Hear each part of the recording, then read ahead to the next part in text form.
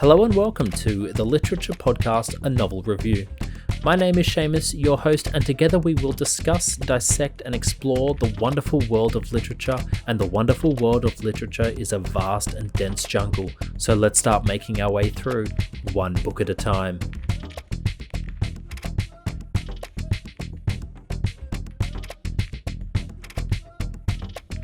Hello and welcome back to another episode of A Novel Review, a literary podcast exploring the wonderful world of literature. My name is Seamus and I am your host, and today I will be exploring William Faulkner's 1930 novel, As I Lay Dying. But before I dive into this sweeping novel, a mantelpiece moment, a chance to highlight and discuss my own literary life, focusing on the magical of life rather than the mundane. And today I picked another one of my silly little witty diary entries, but this one was a bit more fun. It was riding home from work. So this is the piece, and I might explain why I picked this for this particular episode after I've read it. On the map, the journey is small, direct enough when you trace your finger across the lines that indicate streets. That is not how it is when you are riding. The quiet, careful inspection replaced by cars, taxis, buses, and other bike riders all participating in that afternoon egress, spreading like water through sand upon the paths that will lead them home. My path becomes twisted in some humorously cruel journey of wonder. The city exposes me as a tourist. I know the direction to head, yet the horizon always seems to move with me, or rather, away from me. And I entitled this one, Riding Home from Work and Getting Lost. And I was riding through London, and it was actually kind of spectacular, but also a little bit annoying because I was trying to get home. But it just seemed to be, I knew where to go, just sort of I just had the mentality that you kind of head in a general direction, and the streets will be kind to you and you'll get home. And that is not how it is, because there is a subtlety to London streets that sort of, they turn slightly this way and then slightly another way, and suddenly you are just completely lost. And I ended up riding through Piccadilly Circus, Trafalgar Square, Buckingham Palace, then suddenly I was on the Thames and I'm miles and miles away from home. And it was kind of this Odyssean journey across London, which was very scenic and very beautiful, but not particularly what I was after that day. But I picked it because, like I said, it was an Odyssean journey, and that sort of comes into play a bit in this episode, but a bit more on that later. For now, a bit of housekeeping. As always, all the scripts from the episodes are available on my website, just in case you know of anyone who has a hearing impairment who might get a kick out of a written version of the pod. So head along. They're all free to use for all to enjoy. So on with the novel. Okay, what a whirlwind this novel is. It's Faulkner's fifth, and it's considered one of his best and one of the best of the 20th century. And this was my first Faulkner, and I'd heard a lot about Faulkner, of course, mostly touching upon the first episode of The Road by Cormac McCarthy that I did, but I never really knew what to expect, and I'll be honest, it was not that. I didn't know what to expect, and it just was not that at all. And that's not a bad thing by any stretch, but I didn't expect what I read. I would say I sort of had this idea that he was this really Southern Gothic writer of American literature, and I found this novel rather comical. It wasn't quite a dark story, but maybe that's kind of just my perception of it, and maybe I'm getting ahead of myself a little bit. Maybe a little backstory to Faulkner and some of the novel. Faulkner said this novel came together over a 6-week period between midnight to 4 a.m. while technically working.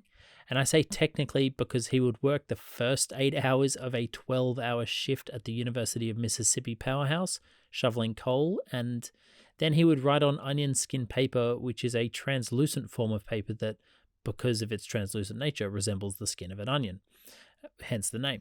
So it's kind of cool, but interestingly, and this is fantastic, Faulkner wrote it and didn't change a single word of what he produced, which is not only a testament to his writing, but also genius in the sense that he's one of the great writers that adopted the stream of consciousness narrative style that was very, very prominent for modernist writers of this era. So any words or phrases that might have seemed off, that normally you might buff out or shine out in an edit, could just be pegged down to just the shifting nature of the thought process. So rather genius move by him. So I think now is probably a great time for an overview, just so that we're all understanding of what's going on. This novel concerns itself with the death of Addie Bundren and how her family embarks upon a rural quest to honour her wish to be buried in her hometown of Jefferson, Mississippi. Now, in the early chapters of this novel, Addie is alive but in poor health, and she watches her coffin be made by her son Cash, who is said to have carpenter notions, and holds up each plank for Addie to inspect and approve from the window, which is kind of a comically austere premise already, and that's sort of where I found the comedic relief in this novel. And the whole story has this similar kind of vibe, that's something slightly off. It's told through 59 chapters from 15 different narration points of view, which, it does make it difficult, but I will touch on that. Because of these alternating viewpoints, combining with Faulkner's use of the stream of consciousness, I initially found this novel a bit difficult to follow because realistically, there isn't a coherence of narrative to follow from a staple point of character. Instead, it's like you hover above everyone but get a spiraling view of events from different viewpoints, and so you can never settle. Although I eventually did, but it can be tough, and I think that's one of those techniques, the stream of consciousness, that can drive a lot of people away from this novel or novels in general. Now, that's not to say it's not a good book, because it is, and I ended up actually really enjoying it. I am more just saying that, in my opinion, very heavy modernist novels like this sometimes don't age great for perhaps more casual readers of literature. And that's also not to say that you have to be a literary snob to enjoy this, because many people do. And, even after Damon Galgot's 2021 Booker Prize-winning novel, it's clear that stream of consciousness is still a highly valued and respected mode of literary technique. But it's more that you just have to concentrate that tiny bit harder than normal, which some people might not want to do. And to be clear, it's a different kind of concentration because you are essentially tracing someone else's thoughts. Our own stream of consciousness is easy because we understand our thoughts and the paths we are tracing as it happens live. But observe someone else's and it can become quite dislocating. Basically, I guess what I'm trying to say is that some people want to go deep sea fishing and fight with meter-long kingfish for a few hours, reminiscent of Hemingway's Old Man and the Sea. And some people just want to park up on the beach on a 4 p.m. on a Friday arvo and have a beer. Fishing line lazily tossed in the water, just happy to be outside in the sunshine and enjoying what fishing allows them to do, drinking a beer. And look, at times I want to be both these people. Sometimes I want to be in the middle of the ocean hunting a fish, and sometimes I just want to be on the beach tossing the line in casually. It just depends on the mood.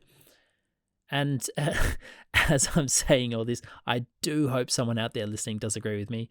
Or maybe you're all just shaking your heads like, nah, it's just you, Seamus, you crazy. But anyways, that's sort of how I feel towards these sorts of stories. So let's focus on As I Lay Dying, since that's technically what we're here for. I know I've kind of gone off on a tangent, which is ironic because it's kind of what the book is about. Let's start off with the title. The title of the novel is a bloody great title on its own, but there is some depth to it that adds to this story. The line is taken from Sir William Maris's edition of the Odyssey, published in 1925, and this is the quote that I managed to track down. It's actually incredibly difficult to find this particular edition of the Odyssey. This is Homer's Odyssey, and this is the quote.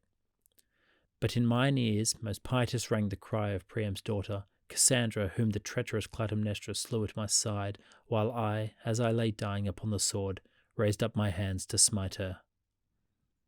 So this makes up part of Faulkner's favourite speech from the Odyssey, and that's interesting because the Odyssey is the tale of Odysseus journeying home to get home to his wife alive and well, whereas As I Lay Dying is almost an inversion of this story.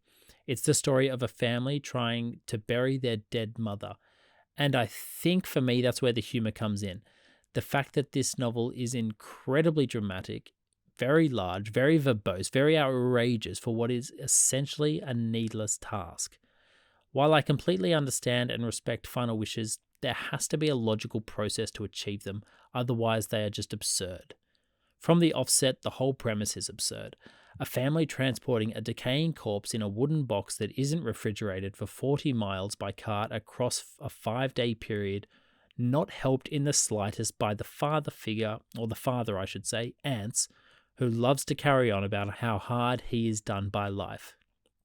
But this all kind of ties into the wonderful absurdity of the novel.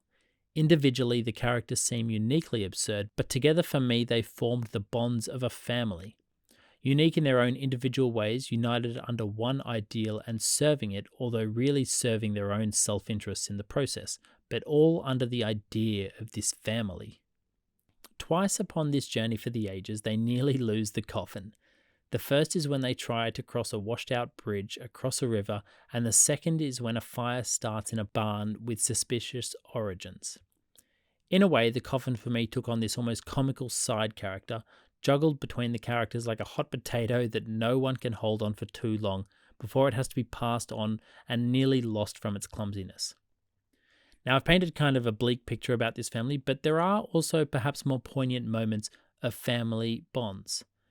Ants selfishly sells his seashells by the seashore. No. Ants selfishly sells his middle child's Jules' horse, and Jules tries to leave his dysfunctional family, but cannot bring himself to turn his back on his family or his mother. This is an interesting complex because, like I called it poignant, but it could also be seen as depressing. The standards Jules imposes upon himself means that he can't leave this abusive and dysfunctional family, though leaving would be the smart thing to do. And I think that plays into one of the wonderful things this novel does, which is explore identity. The novel, for me, concerned itself largely with identity. The death of Addie Bundren is the first stone of an avalanche for a lot of these characters as they wrestle with identity crises. And throughout the whole novel, the coffin and Addie inadvertently is the burden they literally carry with them that binds them to this quest, this task they continue with even when it is dangerous to the point of realistically stopping. As I mentioned before, a very good point for this would have been when crossing the river. Vardaman is one of the children, and at 6 is the youngest. Early in the novel he catches a fish, which of course, after he has caught and killed it, he understands it has changed. This sparks a recurring theme throughout the book of Vardaman calling his dead mother a fish, because, as he's only 6, Vardaman is confronted and confused by the reality of death.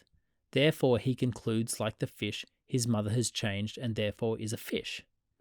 I found it wonderfully childish and humorous, but also quite human because when we die, who is to say what we are to become?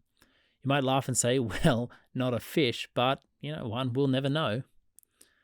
Perhaps one of the greatest tragedies of the novel comes at the conclusion of the novel itself. Ants in town reappears with a new woman, calling her Mrs. Bundren, implying that he has taken this woman as his wife, very shortly after completing the task of burying his dead wife, who led him on this initial task. It's not just the fact that he takes this new woman, but more so that he calls her Mrs. Bundren, implying that the woman whom this family just underwent this Odyssean-like journey for is now no longer a mortal concern.